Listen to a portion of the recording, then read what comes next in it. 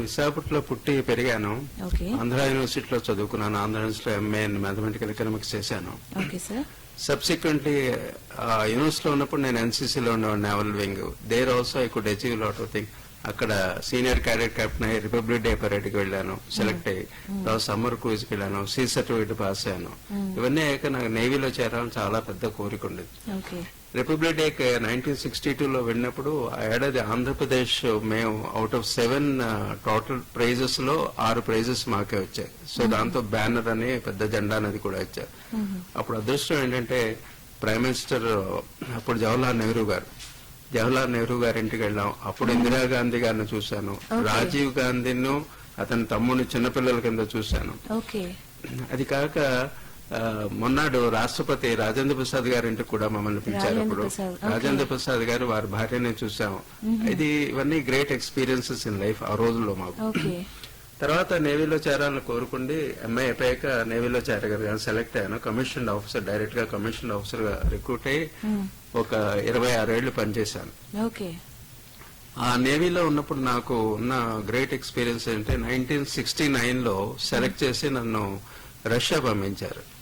Missiles 1969లో missile systems, surface to surface missiles. అప్పటి వరకు మన భారత నావికాదళంలో మిసైల్స్ లేవు. మమ్మల్ని ట్రైనింగ్ 4 నెలలు ఇండియాలో రష్యన్ భాష నేర్పి మళ్ళీ అక్కడ పంపించి అక్కడ 3 నెలలు రష్యన్ భాష నేర్పి వాళ్ళు ఇంగ్లీష్ లో మాట్లాడారు. వాళ్ళు రష్యన్ భాషలోనే పాఠాలు చెప్తారు. అక్కడ నేర్చుకుని 1.5 years 1 year 3 months ఉన్నాం. ఉండి తర్వాత ఇండియా వచ్చేసాం. వాటిని మమ్మల్ని మిసైల్ బోట్స్ ట్రైనింగ్ కోసం పంపించారు, సర్ఫేస్ టు సర్ఫేస్ మిసైల్స్. ఆ ట్రైనింగ్ అయ్యి వచ్చిన వెంటనే ఒక 2 నెలల తర్వాత అప్పుడు ప్రైమ్ మినిస్టర్ ఇందిరాగాంధీ గారు, మా chief of the naval staff ఈ మిసైల్ ఎఫెక్టివ్నెస్ చూడాలని వాళ్ళ కోరిక కలిగింది. మొత్తం 8 బోట్లు ఉన్నాయి, 8 మిసైల్ బోట్స్. అందులో మా షిప్ ని నామినేట్ చేశారు. So I was lucky enough, నన్ను నామినేట్ చేసి నేను first missile surface to surface missile ఇండియాలో ఫైర్ చేసిన వాడిని నేను. మిసైల్ యుగంలో వచ్చాక సముద్రంలో ఫైర్ చేశాను. అది చాలా ఆనందదాయకమైన విషయం నా జీవితంలో. తర్వాత ఇంకా 8 నెలలకి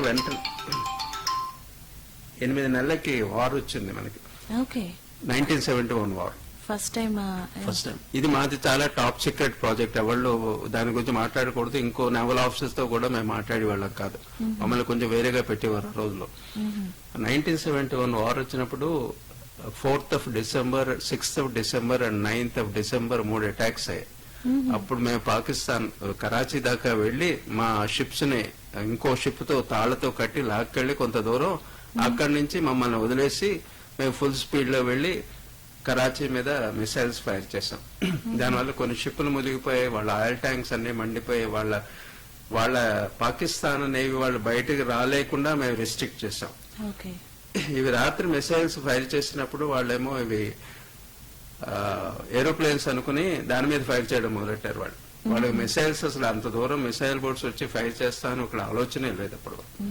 ఆ విధంగా మన 1971 వార్ లో భారత నావికాదళం గెలవడానికి ముఖ్య కారణం ఈ మిసైల్ బోట్స్. కోర్స్ మిగిలిన షిప్స్ కూడా చాలా పార్టిసిపేట్ చేశాయి. మెయిన్ గా అదొకటి మాకు జీవితంలో చాలా తృప్తికరమైన విషయం. ఒక వార్ లో పార్టిసిపేట్ చేయగలం, we could achieve a lot of thing. అది సెలబ్రేట్ చేయడానికి ప్రతి ఏడాది కిల్లర్స్ డే అని సెలబ్రేట్ చేస్తారు. We are called killers in the Indian navy. ఈ వార్ అయిపోయాక మాకు నిక్ నేమ్ ఇచ్చారు, కిల్లర్స్ అని. సో ప్రతి ఏడాది ఒక గెట్ టుగెదర్ అవుతుంది బాంబేలోను. మమ్మల్ని పిలుస్తూ ఉంటారు ప్రతి ఏడాది. Just about few days back నేను బాంబే వెళ్ళాను, అక్కడ 3 రోజులు ఉన్నాను. ఆ 1971 మై ఓల్డ్ ఫ్రెండ్స్ అందరినీ మీట్ అయ్యాను. It's a great experience. తర్వాత నేవీ కూడా చాలా చక్కగా చూసింది మమ్మల్ని. We came back.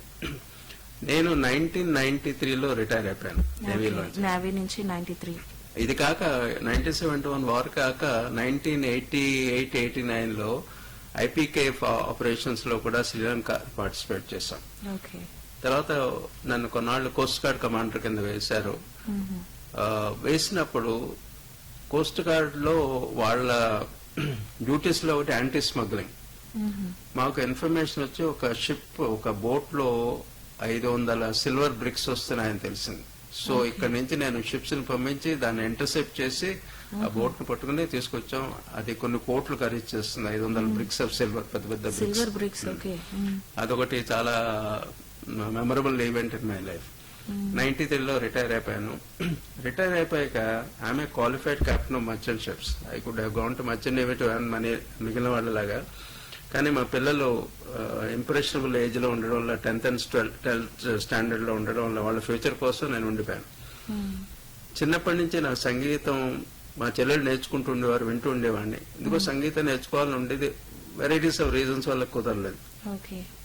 రిటైర్ అయిపోయాక ఇంట్లో ఉన్నప్పుడు స్టిల్ బబ్లింగ్ ఎనర్జీ బోల్డ్ ఉండేది. ఏం చేద్దామని ఆలోచించి ఓ రోజు మా ఆవిడ పేరు రామలక్ష్మి, ఆవిడ మీరు సంగీతం నేర్చుకోకూడదా అంది.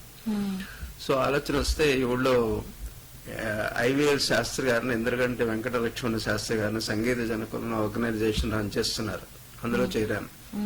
వాళ్ళ దగ్గర వెళ్తే చూశారు, అలాగే నేర్చుకుందరు కానీ ఓ పాట పాడమన్నారు, పాడాను. రేపటి నుంచి రండి, 1.5 hours, వారానికి 3 రోజులు క్లాస్ నేర్పుతాను, మీరు పంక్చువల్ గా రావాలి 6:30 అన్నారు.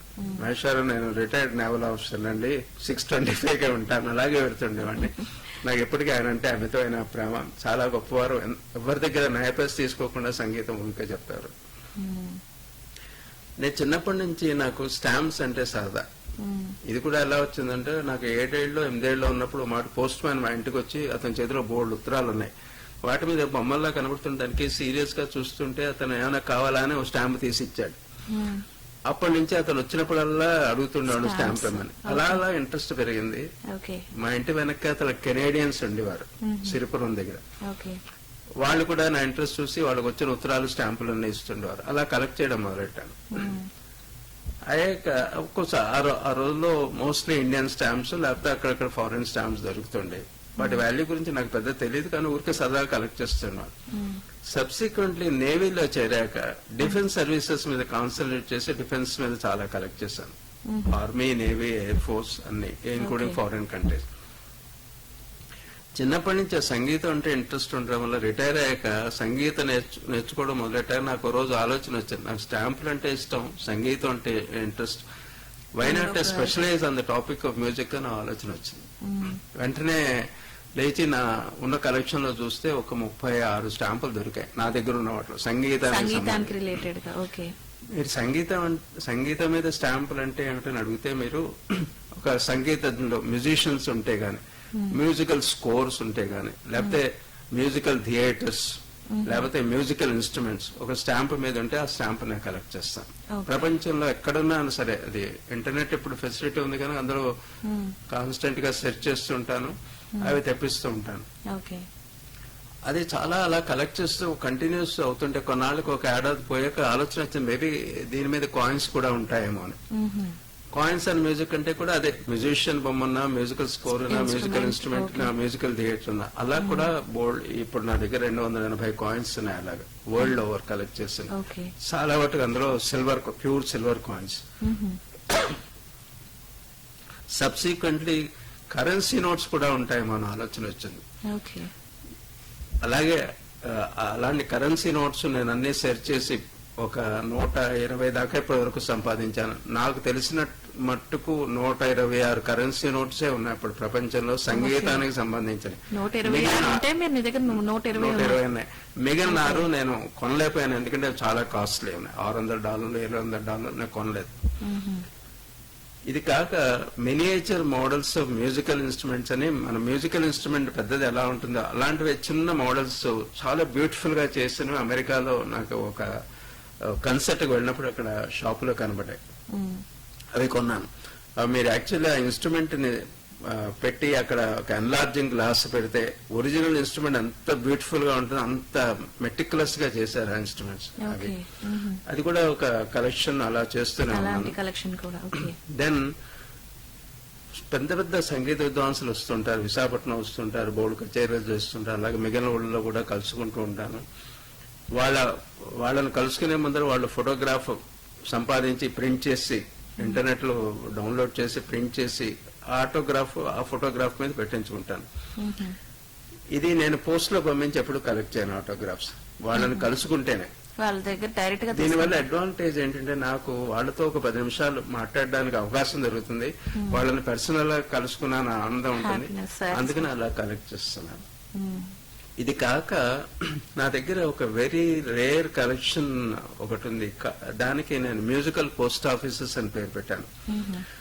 ప్రపంచంలో ఒక 76 పోస్ట్ ఆఫీసులు named after musicians or musical source trace చేశాను నేను. ఇప్పుడు విశాఖపట్నం ఉందనుకో ఎంఈపీ కాలనీ పోస్ట్ ఆఫీస్, పెద్దవాళ్ళ పోస్ట్ ఆఫీస్ అలా ఉంటుంది. కొన్ని దేశాల్లోనూ పోస్ట్ ఆఫీస్ కి పేరు పెడతారు. వాళ్ళు పెట్టిన పేర్లు మ్యూజిషియన్స్ పేర్లతో పెట్టారు.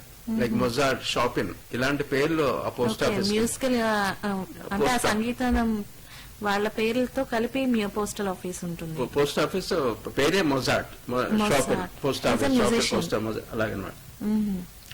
ఆ పోస్ట్ ఆఫీసులకి వాళ్ళ మ్యూజికల్ స్కోర్ కవర్ మీద ప్రింట్ చేసి, లైక్ మొజార్ట్ ఒక స్కోర్ ప్రింట్ చేసి ఆ దేశం మ్యూజిక్ రిలేటెడ్ స్టాంప్ సంపాదించి ఆ పోస్ట్ ఆఫీస్ కి పంపించి వాళ్ళ క్యాన్సిలేషన్, ఆ క్యాన్సిలేషన్ మొజార్ట్ అని ఉంటుంది. సో ఈ మ్యూజికల్ స్కోర్ ఇది మ్యాచ్ అవుతాయి అనమాట. అలాగే 76 కవర్లు నేను ఇప్పుడు కలెక్ట్ చేశాను. ఇది almost about 20 years back I did it. వింత ఏంటంటే ఇంత అడ్వాన్స్ ఫెసిలిటీస్ ఉండి ఇప్పుడు మన కంప్యూటర్ అవన్నీ ఉండి కూడా తర్వాత నాకు ఒక్క పోస్ట్ ఆఫీస్ మళ్ళీ కనబడాల 20 ఏళ్ల మట్టి. వెరీ రీసెంట్లీ అమెరికాలో 2 పోస్ట్ ఆఫీసులు మళ్ళీ దేవర్ నేమ్డ్ ఆఫ్టర్ మ్యూజిషియన్స్. అక్కడి నుంచి కూడా కవర్స్ తెప్పించడానికి ట్రై చేస్తున్నాను. నా ఉద్దేశంలో ఇప్పటి వరకు ఈ పర్టికులర్ ఫీల్డ్ లో ఎవరు వర్క్ చేయలేదు. In fact there are few magazines have commented maybe this the only collection in the world of this nature అని. నాకు తెలియదు అనుకోండి. బట్ సో ఇవి నా కలెక్షన్స్. ఇది కాక నేవీ మీద కూడా చాలా కలెక్ట్ చేశాను. ఇన్ఫాక్ట్ ఇప్పుడు మన ఇంటర్నేషనల్ ఫ్లైట్ అవుతుంది ఫిబ్రవరిలో. వీలుంటే అప్పుడు ఎగ్జిబిట్ చేద్దామని కోరిక. అంటే నేవీ మీద వచ్చిన స్టాంపులన్నీ, వాళ్ళ మీద వచ్చిన special covers, first day covers అన్ని ఎగ్జిబిట్ చేద్దాం. సార్ మీరు యాక్చువల్ గా ఈ సంగీతం రిలేటెడ్ గా స్టాంప్స్ కలెక్షన్ చెప్పారు కదా, అసలు మీకు ఎలా లభిస్తున్నాయి అవన్నీ? అంటే మీకు ఆలోచన వచ్చిన తర్వాత అవి వెతకడం కూడా కష్టమే కదా. It's not an easy thing. అంటే మామూలుగా 10 రూపీస్, 20 రూపీస్, 100 రూపీస్, 1000 రూపీస్, కానీ ఇంకా కొన్ని మీరు చెప్పారు డాలర్స్ ఉంటాయి, పెద్ద పెద్ద కాస్ట్లీ. అవి ఎలా దొరికాయి మీకు? ఇప్పుడు ఇంటర్నెట్ లో జనరల్లీ రోజు వెతుకుతుంటాను. వెతికి music related stamps, coins, currency notes trace చేస్తాను. అవి they are for sale in many countries. వాటి బిజినెస్ సెంటర్స్ ఉన్నాయి, వాళ్ళు అమ్ముతూ ఉంటారు. ఈబే అని ఒకటి ఉంది, అందులో వెతికి అమ్మొచ్చు. ఐ కెన్ ఆక్షన్ లో పార్టిసిపేట్ చేయొచ్చు. అలాగా చాలా కొన్నాను. I'm doing it for last 25 years.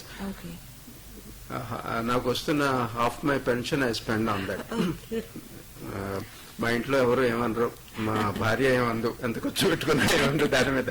మా పిల్లలు చాలా ఎంకరేజ్ చేస్తారు. మా అబ్బాయి యూఎస్ఏలో ఉండేవాడు, ఎంత కావాలంటే ఎంత ఖర్చు పెట్టుకోమంటాడు. మా అమ్మాయి కూడా చాలా ఎంకరేజ్ చేస్తాను. మీ కలెక్షన్ కి యాక్చువల్ గా మీకు బుక్ ఆఫ్ రికార్డ్స్ దేంట్లోనే వచ్చాయండి? Limca book of records, Asia book of records. Actually collections అన్ని నేను నా ఒక్క ఆనందం కోసమే చేసుకున్నాను. చాలా కాలం బట్టి అసలు ఎవరికి పెద్ద చూపించేవాళ్ళని. ఎవరైనా ఫ్రెండ్స్ వస్తే వాళ్ళు స్పెసిఫిక్ గా ఇంట్రెస్ట్ చూపిస్తే చూపించేవాళ్ళని. ఒక 3 ఏళ్ల క్రితం ఒక ఫ్రెండ్ వచ్చి డీటెయిల్ గా చూసి, ఇంత బ్రహ్మాండమైన కలెక్షన్ ఉంది, నువ్వు లిమ్కా బుక్ ఆఫ్ రికార్డ్స్ కి ఎందుకు అప్లై చేయకూడదు? ఏవో పెద్ద కలెక్షన్ చాలా మంది అప్లై చేసి ఉంటారు, నాకు ఎవరిస్తారన్నాను. సరే చూద్దామని ఒకటి మ్యూజికల్ పోస్ట్ ఆఫీసెస్ వాళ్ళు పంపించాను. విత్ ఇన్ 10 days నాకు ఎడిటర్ ఫోన్ చేసి, చాలా బ్రహ్మాండమైన కలెక్షన్ మేము రికగ్నైజ్ చేస్తున్నాం నేషనల్ రికార్డ్ కింద అని ఆవిడ ఫోన్ చేశారు. ఫోన్ చేసి, అది కాక ఇంకా మీ దగ్గర ఉన్నాయని అడిగారు. చెప్పాను, ఇన్ని స్టాంపులు ఉన్నాయి, ఇన్ని కాయిన్స్ ఉన్నాయంటే, నేను అసలు మ్యూజిక్ మీద కలెక్ట్ చేస్తున్న వాళ్ళు ఒకళ్ళు ఉన్నారని నాకు తెలీదు, మీరు అన్ని పంపించండి, మేము చూస్తాం కంపారేటివ్ గా అసలు ఎవరన్నా కలెక్ట్ చేశారని. ఒకటి తర్వాత ఒకటి అలా పంపించాను. And everything they found I'm the only one doing on this subject. వాళ్ళకి తెలుస్తుంది. So they given me national records in all the 5 fields: musical stamps, musical currency notes, musical coins, musical post offices. అది కాక ఇందాక చెప్పడం మర్చిపోయాను, unusual stamps అని ఒకటి collection ఉంది నా దగ్గర. Unusual stamps means? Unusual stamps అంటే ఇప్పుడు మీరు నార్మల్ గా స్టాంప్ ఏంటి, స్క్వేర్ గానో, రౌండ్ గానో, రెక్టాంగులర్ గానో ఉంటాయి. చాలా దేశాలు వాళ్ళు స్టాంపుల్ని ప్రొడ్యూస్ చేస్తున్నారు. They produce with gold, silver, Swarovski crystals, pearls ఇలా కూడా ప్రొడ్యూస్ ఉన్నాయి. Embroidery work, lace work. అంటే స్టాంప్ దాని మీద చేస్తారండి? చేస్తారు. స్టాంప్ దాంతో చేస్తారు. దాంతో కలిపి గోల్డ్ ప్లేటెడ్ స్టాంప్స్ ఉన్నాయి, సిల్వర్ ప్లేటెడ్ స్టాంప్స్ ఉన్నాయి. తర్వాత రష్యాలో ఒక మాట టెన్నిస్ టోర్నమెంట్ అయింది ఒక పెద్ద గ్రౌండ్ లో. దాని కప్పు సిల్వర్ కప్పు మోడల్ ఆ స్టాంప్ మీద వేసి సిల్వర్ తోటి కోట్ చేసి, అది కాక ఆ గ్రౌండ్ బొమ్మ వేసి ఆ గ్రౌండ్ లో ఉన్న యాక్చువల్ ఇసుక ఈ స్టాంప్ మీద అతికించారు. దాని గొప్ప ఆ stamps I call them unusual stamps. అంటే మామూలు stamp, normal stamp, it's not like మీరు మామూలుగా ఉత్తరం రాసినప్పుడు దాని మీద కవర్ మీద పోస్ట్ చేసి వాళ్ళు క్యాన్సిల్ చేసి పంపిస్తారు, పెడతాయి. బట్ ఇవన్నీ చాలా ఇంట్రెస్టింగ్ స్టాంప్స్ కనుక జనరల్లీ కలెక్టర్స్ దాచుకుంటారు వాటిని. అలాగే సొరోస్కి క్రిస్టల్స్ తో ఉన్నాయి, పర్ల్స్ తో స్టాంప్స్ ఉన్నాయి, వుడ్ తో తయారు చేస్తున్నాయి, కార్క్స్ తో తయారు చేస్తున్నాయి, ఎంబ్రాయిడరీ వర్క్, లేస్ వర్క్. అది కాక వీటితో అంటే ఎలా సార్ గోల్డ్ మీద ప్రింట్ అవుతాయా? సిల్వర్ స్టాంప్ తయారు చేసి దాని మీద గోల్డ్ ప్లేటింగ్ చేస్తారు, అలాగే సిల్వర్ ప్లేటింగ్ చేస్తారు. స్టాంప్ లో really I didn't heard crystals stamp లో పర్ల్స్ పెట్టారు. పర్ల్ డైవింగ్ మీద స్టాంపులు ఇష్యూ చేసినప్పుడు పర్ల్ డైవింగ్ కదా అని దాని మీద పర్ల్స్ యాక్చువల్లీ పెట్టారు. అలాగే వుడ్ తో తయారు చేసిన స్టాంపులు, కార్క్ తో తయారు చేసిన స్టాంపులు, ఇలాగ చాలా. ఇంకో గొప్ప విశేషం ఏంటంటే భూటాన్ చాలా చిన్న కంట్రీ, కానీ వాళ్ళు ఫారిన్ కంట్రీస్ కి ఆర్డర్ ఇచ్చి ప్రింట్ చేయించారు gramophone record stamps. There are 8 stamps that have come. అవేంటి గ్రామోఫోన్ రికార్డ్ షేప్ లో ఉంటాయి, మన పూర్వకాలపు గ్రామోఫోన్ రికార్డు మీరు చూసే ఉంటారు. ఆ స్టాంప్ మీరు యాక్చువల్లీ గ్రామోఫోన్ లో పెట్టి ప్లే చేస్తే మ్యూజిక్ వస్తుంది, but they are postal stamps. అంటే మీరు ఒక 7-8 మాటల కంటే ఎక్కువ మాట ప్లే చేయలేదు అవి. ఆ స్టాంప్స్ కూడా నా దగ్గర ఉన్నాయి, 8 స్టాంపులు ఉన్నాయి. అవి కాక అదే కంట్రీ, ఆ చిన్న కంట్రీ భూటానే సిడీస్ మీద స్టాంప్స్ రిలీజ్ చేసింది. మీరు యాక్చువల్లీ కంప్యూటర్ లో పెట్టి మీరు మ్యూజిక్ వినొచ్చు, బట్ ఇట్స్ అ స్టాంప్. కొందరు నన్ను అడుగుతుండేవారు ఇది స్టాంపా అండి, వాళ్ళకి నమ్మకం కలిగేది. అందుకని ఏం చేశానంటే ఆ స్టాంప్ అతికించిన కవరు పోస్టల్ క్యాన్సిలేషన్స్ తో కూడా తెప్పించాను. అంటే వాళ్ళకి నమ్మకం కలగడానికి అన్నమాట ఇది యాక్చువల్లీ పోస్టల్ స్టాంప్ అని. ఇంకో రేరిటీ ఏంటంటే ఇలాంటిదే డివిడీస్ స్టాంప్స్ వచ్చాయి, కొరియా వాళ్ళు ఇష్యూ చేశారు. అవి మీరు అటు కంప్యూటర్ లో పెట్టి అటు పిక్చర్ చూడొచ్చు, ఇటు మ్యూజిక్ కూడా వినొచ్చు, but it's a postal stamp. Postal stamp లో ఇన్ని రకాలు ఉన్నాయి. మన భారతదేశంలో అన్యూజువల్ స్టాంప్స్ పెద్ద ఇష్యూ చేయట్లేదు, కానీ ఇవి ఇష్యూ చేస్తే చాలా మంది ఇంట్రెస్టెడ్ పీపుల్ కొనుక్కుంటూ ఉంటారు. అండ్ పోస్టల్ డిపార్ట్మెంట్ ఆల్సో చాలా డబ్బు చేసుకోవచ్చు ఇలాగా. ఈ మధ్యనే మన దేశంలో ఇప్పటి వరకు 5 వచ్చాయి అన్యూజువల్ స్టాంప్స్. ఒకటి ఏంటంటే గంధం స్మెల్ తో ఉన్న స్టాంప్ ఒకటి, రోజెస్ స్మెల్ తోటి ఉన్న స్టాంపులు, తర్వాత బ్రెయిలీ రైటింగ్ తోటి స్టాంప్, మహాత్మా గాంధీ మీద ఖాదీ క్లాత్ తో తయారు చేసిన స్టాంపు. అది 2011 ఇంటర్నేషనల్ ఫిలాటలిక్ ఎగ్జిబిషన్ కి రిలీజ్ చేశారు. ఈ మధ్యన ఇండో ఆఫ్రికా సమ్మిట్ టైంలో 4 యానిమల్స్ ని పెట్టి డిఫరెంట్ టెక్స్చర్ దాని మీద పెట్టి ఇష్యూ చేశారు. But these are very interesting stamps to collect. Okay sir, మీరు అసలు ఫిలాటలిస్ట్ అండ్ న్యూమిస్మాటిస్ట్ ఈ మ్యూజికల్ దాంట్లో మీరు స్పెషల్ గా రెమ్కా బుక్ ఆఫ్ రికార్డ్స్ అని సార్. మరి అసలు చిన్న డౌట్ ఏంటంటే మీ పేరెంట్స్ సైడ్ ఎవరైనా ఉన్నారా మ్యూజిక్ రిలేటెడ్? మా నాన్నగారు సంగీతం అంటే ఆయనకు చాలా ఇష్టం. యాక్చువల్లీ మా తాతగారు మాట పాడుతుంటే నేను చూశాను, ఒక మాట ఆయన చూసినట్టు గుర్తు, ఆయన పాడుతుంటాను. మా నాన్నగారి సంగీతం అంటే చాలా ఇష్టం. మా 3 చెల్లెలకి నేర్పించేవారు ఆయన. ఈ ఊళ్ళో విజయలక్ష్మి గారు ఉండేవారు, పాపం ఆవిడ ఈ మధ్యనే పోయారు. చాలా గొప్ప వీణ విద్వాంసురాలు, గత విద్వాంసురాలు. ఆవిడ మా చెల్లెళ్ళకి చెప్తుండేవారు సంగీతం. అది నేను వింటూ ఉండేవాడిని. విన్నప్పుడు నాకు ఇంట్రెస్ట్ పుట్టింది అనమాట సంగీతం అంటే. అదే నా మనసులో ఉండిపోయింది, సంగీతం ఎప్పటికైనా నేర్చుకోవాలని అనే కోరిక. అదర్వైజ్ ఇప్పుడు ఈ ఊళ్ళో కళాభారతికి వెళ్లి రెగ్యులర్ గా ప్రోగ్రామ్స్ అవి చూస్తుంటాం, చాలా ఎంజాయ్ చేస్తాం. అక్కడ వెళ్ళడం వల్ల ఇంకో అదృష్టం ఏంటంటే పెద్ద పెద్ద సంగీత విద్వాంసులు కలుసుకోగలుగుతున్నాను. ఈ మ్యూజిక్ ఫీల్డ్ లో ఎంతమంది ఫ్రెండ్స్ చేసుకోగలిగాను. సార్ మీరు చెప్పండి, మీ ఫాదర్ యాక్చువల్ గా అలా నేర్పించడం వల్ల మీకు ఇంట్రెస్ట్ కలిగింది అని చెప్పారు. మరి మీ నెక్స్ట్ జనరేషన్ మీ పిల్లలకి కూడా మీరు నేర్పించారా సంగీతం? మా అమ్మాయి చాలా కాలం నేర్చుకుందండి. మా అబ్బాయి పాడతాడు. కింద ఏడాది కళాభారతిలో త్యాగరాజ ఉత్సవాల్లో పాడేవాడు. అమెరికాలో ఉన్నా ఇక్కడికి వచ్చినప్పుడు జనవరి టైంలో ఉత్సవాలు జరుగుతుంటాయి, పాడుతూ మా ఆవిడ కూడా పాడుతూ ఉంటుంది దగ్గర. నేను కూడా ఒక 4 ఏళ్ల క్రితం దాకా పాడేవాడిని. ఇప్పుడు ఈ దీని మీద కాన్సన్ట్రేషన్ ఎక్కువైపోయి నేను పెద్ద ప్రాక్టీస్ చేయలేకపోతున్నాను. మీరు ఎగ్జిబిషన్స్ కూడా పెట్టారని విన్నాను, వాటి గురించి చెప్పండి సార్.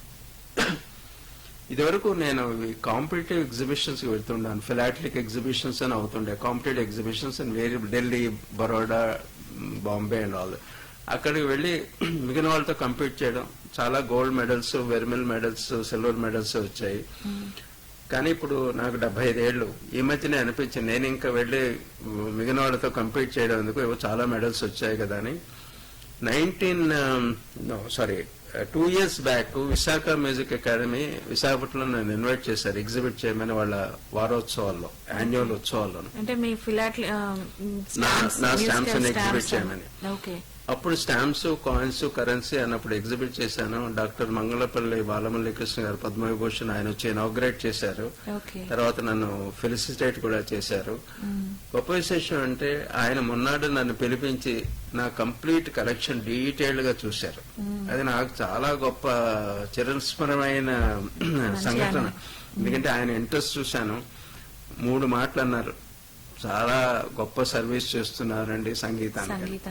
అంత మహానుభావులు అలా నన్ను అనడం నాకు ఏదో స్వర్గానికి వెళ్ళినట్టు అనిపించింది. అవాళ అదైపోయాక last year Madras music academy వాళ్ళు నన్ను పిలిచారు. మెడ్రాస్ మ్యూజిక్ అకాడమీ సౌత్ ఇండియాలో ది గ్రేటెస్ట్ హబ్ అది ఫర్ సంగీత, కర్ణాటక మ్యూజిక్. వాళ్ళు పిలవడమే గొప్ప. అది వాళ్ళకి ఇప్పటి వరకు 87 కాన్ఫరెన్సెస్ అయ్యాయి. 87 కాన్ఫరెన్సెస్ లో నాన్ మ్యూజిషియన్ ఎప్పుడు వాళ్ళు మాట్లాడడానికి అక్కడ పిలవలేదు. నన్ను ముందర ఎగ్జిబిషన్ కి పిలిచారు. ఒక 3 నెలల పైకి ఉన్నట్టుండి అడిగారు, మీరు why don't you give also a talk అని. అలాగేనండి, నేను ప్రిపేర్ అయినా వెళ్ళాను. పవర్ పాయింట్ ప్రెజెంటేషన్ ఒకటి ఇచ్చాను. అక్కడ 8 మంది సంగీత కళానిధులు ఫ్రంట్ రోలో కూర్చొని విన్నారు. హాల్ నిండింది. అక్కడ వాళ్ళు అంతా అయిపోయాక ఆ సెక్రటరీ గారు అడిగారు, expert committee my kindly comment అని. అంటే the leader of them got up. ఆవిడ అన్నారు, we have no comments to offer except it's a great presentation. He in the beginning said that you hear music, you play music, you sing music. I will show you music, he said. He has actually shown us music. చాలా ఆనందపడ్డా. Okay. సంగీతం అనేది పాడడం, అంటే play చేయడం, I showed music, వినడం, ఈ 3 మనకు తెలుసు. కానీ మీరు సంగీతం ద్వారా ఒక స్టాంప్ మీద ఇన్ని రకాల కలెక్షన్స్ చేయడం ఏంటంటే అక్కడ చెన్నైలో జరిగింది కదా సార్. అక్కడ అంత పెద్ద పెద్ద విద్వాంసులు మీరు చేసిన కలెక్షన్ కి వాళ్ళు మిమ్మల్ని ప్రైజ్ చేయడం, it's so great of you. 5 రోజులు చూశారు, చాలా ఆనందపడ్డారు. చాలా మందితో డిస్కస్ చేశాను. ఫారినర్స్ కూడా చాలా మంది ప్రతి ఏడాది మెడ్రాస్ మ్యూజిక్ అకాడమీకి వస్తారని సంగీతం వినడానికి. వాళ్ళు చూశారు. ఇవన్నీ వాళ్ళ ఒపీనియన్స్ విజిటర్స్ బుక్ లో రాస్తే I feel very happy. Okay. మీరు ఎంతో పెద్ద పెద్ద వాళ్ళని కలిసి ఉంటారు అయితే మ్యూజిక్ అకాడమీ, మెడ్రాస్. మరి ఒక్కొక్కరు ఒక్కో రకంగా మీకు ప్రైజ్ చేస్తూ ఉంటారు. How you feel when they praise like this? అంటే సంగీతం మీద మీరు స్పెషల్ గా చేసినందుకు ఈ సంగీత విద్వాంసులు అందరూ వాళ్ళు ఎంతో అంటే సంగీతానికి చేస్తున్న సేవ, ఈ సేవకి వాళ్ళు కూడా మీకు ప్రైజ్ చేస్తుంటే how you feel when they are praising like this? చాలా ఆనందం వస్తుంది. అంటే ఒక రికగ్నిషన్ వచ్చింది. సంగీతంలో ఇలాంటి ఒక డిఫరెంట్ వే మన సంగీతాన్ని చూపించవచ్చు అని కూడా వాళ్ళు కూడా అప్రిషియేట్ చేశారు. ఈ ఊళ్ళో మన నేదులూరు కృష్ణమూర్తి గారినే సంగీత కళానిధి ఉండేవారు. వారు కూడా నా కలెక్షన్ చూశారు ఒక 1.5 ఏడాది క్రితం. వారు పాపం లాస్ట్ 8th December పోయారు. వారు కూడా చాలా ఆనందపడ్డారు. చాలా మంచి కలెక్షన్ అనేది, చాలా వర్క్ చేస్తున్నారు అని. అది అంత పెద్దవాళ్ళు ఆ మాట్లాడడం ఎంతో ఆనందపడుతూ ఉంటాను. ఇప్పటికీ చాలా మంది ఎవరన్నా సంగీత విద్వాంసులు ఉంటే వాళ్ళు చూపిస్తుంటాను ఇలాంటిది ఉంటుంది. అంటే మీరు కలెక్ట్ చేసిన స్టాంప్స్ మీద ఎలా ఉంటాయి సార్? ఒకటి ఎగ్జాంపుల్ చెప్పండి, మ్యూజికల్ కి రిలేటెడ్ గా కొన్ని ఎగ్జాంపుల్స్ చెప్పండి. మీరు స్టాంప్స్ కలెక్ట్ చేస్తున్నారు కదా మ్యూజికల్ రిలేటెడ్ గా, ఆ స్టాంప్ మీద ఎలాంటివి ఉంటాయి ఒకసారి చెప్పండి సార్. ఇప్పుడు ఫర్ ఎగ్జాంపుల్ త్యాగరాజు, ముత్తుస్వామి దీక్షితులు, శ్యామశాస్త్రి వీళ్ళంతా సంగీత విద్వాంసులు. వాళ్ళ మీద స్టాంపులు వచ్చాయి. అది కాక కొన్నిటి మీద మ్యూజికల్ స్కోర్ బొమ్మ కూడా ఉంటుంది కింద. మ్యూజికల్ ఇన్స్ట్రుమెంట్స్, రకరకాల మ్యూజికల్ ఇన్స్ట్రుమెంట్స్ ఉంటాయి. ఇప్పుడు మన దేశంలో మ్యూజికల్ ఇన్స్ట్రుమెంట్స్ మనకు తెలుసు, ఫారిన్ కంట్రీస్ లో ఎన్నో రకాల మ్యూజికల్ ఇన్స్ట్రుమెంట్స్ ఉన్నాయి. ఇప్పుడు ఈ స్టాంప్స్ ని కలెక్ట్ చేసినప్పుడు ఇది నాట్ ప్యూర్లీ కలెక్షన్. నేను చాలా స్టడీ చేస్తాను అనమాట. ఈ స్టాంప్ గొప్పతనం ఏమిటి, ఇందులో ఉన్న సంగీత విద్వాంసులు ఎవడు, వీళ్ళ కాంటెంపరీస్ ఎవరు, ఈయన ఏమిటి గొప్ప విశేషాలు సృష్టించాడు, మిగిలిన వాళ్ళకి ఈయనకి కంపారిటివ్ గా ఎప్పుడు నాకు కన్సల్ట్స్ అయ్యా, ఇవన్నీ చాలా స్టడీ చేస్తాను ఈ స్టాంప్ లో గొప్పతనం అంటే. అలాగే సిమిలర్లీ ఈ మధ్యన ఒక 16 కరెన్సీ నోట్స్ జర్మనీ నుంచి సంపాదించారు. 1931 లో ప్రొడ్యూస్ అయిన కరెన్సీ నోట్. అవి వార్ కోసం స్పెషల్ గా సోల్జర్స్ ఉపయోగించడానికి ఆ కరెన్సీ నోట్స్ ప్రొడ్యూస్ చేశారు. అప్పుడు ఆ కరెన్సీ నోట్స్ ఎంత ఏంటంటే ప్రతి దాని మీద కింద మ్యూజికల్ స్కోర్ కనబడింది నాకు. అందుకని ఆ 16 కరెన్సీ నోట్స్ మీరు కూడా కలెక్ట్ చేశారు. Okay sir.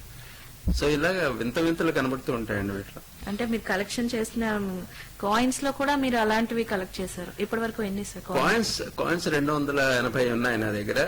వాటి మీద మోస్ట్లీ మ్యూజిషియన్స్ బొమ్మలు కానీ, మ్యూజికల్ ఇన్స్ట్రుమెంట్స్ బొమ్మలు కానీ, మ్యూజికల్ థియేటర్స్ కానీ, మ్యూజికల్ స్కోర్స్ కలెక్ట్ చేశాను.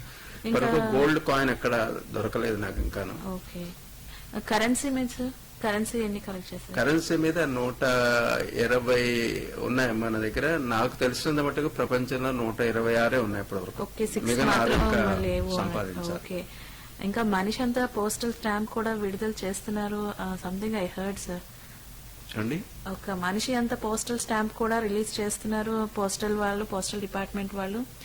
అది కూడా మీరు ఓన్లీ మీ దగ్గర, ఇంకా ఓన్లీ 2 రిలీజ్ చేశారు, అది మీ దగ్గర ఉంది అని విన్నాను. బాలమురళీ కృష్ణ గారు ఇక్కడికి వచ్చినప్పుడు వారు చాలా గొప్పవారు. వారికి ఏదైనా నేను కూడా ఒక ప్రెజెంట్ ఇవ్వాలి అనిపించింది స్టేజ్ మీద. ఆయన మీద ఒక స్పెషల్, ఇప్పుడు మై స్టాంప్ అని పోస్టల్ డిపార్ట్మెంట్ వాళ్ళు కొత్తగా ఇష్యూ చేస్తున్నారు. 300 రూపాయలు మనం కడితే 12 స్టాంపులు అందరి మీద బొమ్మలతో వేస్తారు. అది కాక మనం ఫోటో ఇస్తే మన ఫోటో కూడా వేస్తారు. అది మీరు ఉత్తరాల మీద అంటించి పోస్ట్ చేయొచ్చు. వారి మీద, బాలమురళీ కృష్ణ వారి మీద అలా ఒక స్టాంప్ తయారు చేసి ఫ్రేమ్ చేయించి వారి ప్రజెంట్ చేశాను. చాలా ఆనందపడ్డారు. ఆయన ఎంతగా చూశారు నా మీద స్టాంప్. అలాగే ఈ ఏడాది మేలో నేదునూరి కృష్ణమూర్తి గారు మీద ఒక స్పెషల్ కవర్ రిలీజ్ చేయించాను. అది కూడా చాలా మంది లైక్ చేశారు. వారి ఆటోగ్రాఫ్ తో నా దగ్గర ఫోటోగ్రాఫ్ ఉంది, దాని మీద కవర్ మీద వేయించి రిలీజ్ చేయించాను. సార్ అసలు ఇలాంటిది ఫిలాటలిస్ట్ అంటే స్టాంపులు కలెక్ట్ చేసే వాళ్ళని ఫిలాటలిస్ట్ అండ్ కాయిన్స్ కలెక్ట్ చేసే వాళ్ళు న్యూమిస్మాటిస్ట్ అంటారని ఇప్పుడు యాక్చువల్గా రియల్లీ లెర్నింగ్ తెలుసుకుంటున్నాను కూడా. ఎందుకంటే ఇందులో మ్యూజికల్ రిలేటెడ్ గా మీరు స్టాంప్స్ అండ్ కాయిన్స్ కలెక్ట్ చేయడం ఇట్స్ అ వండర్ఫుల్ థింగ్. ఎందుకంటే ప్రపంచంలోనే నాకు తెలిసి ఇంతవరకు మీరే చెప్పారు, in the world you are the one, I think. No, there are many people who are collecting. But you are India lo okay. India lo you are the one. I don't know about the rest of the world. Everanta collect chesaru na telu. But I am trying to now find out. I am aiming for Guinness Book of World Records. Daniki koncham study chestunnanu, doing research. Maybe from FM Rainbow we are wishing you all the best for world record also మీకు రావాలని కోరుకుంటున్నాం. Thanks. Sir your valuable time మీ విచ్చేసి మా FM radio ఇచ్చేసి మీవన్నీ ఎంతో చక్కగా చెప్పారు. అసలు సంగీతంలోని ఇలా ఉంటుంది, మీ నావెల్ గురించి, అక్కడ మీరు చేసిన మిసైల్ వార్ గురించి, ఇంత పెద్ద వయసులో ఉన్నా కూడా మీరు ఎంతో చక్కగా అన్ని చెప్పినందుకు చాలా చాలా ధన్యవాదాలు sir. This is the reason for my good health now, actually. And my family fully supported, my wife, son and daughter throughout. Okay sir, thank you very much. Thank you.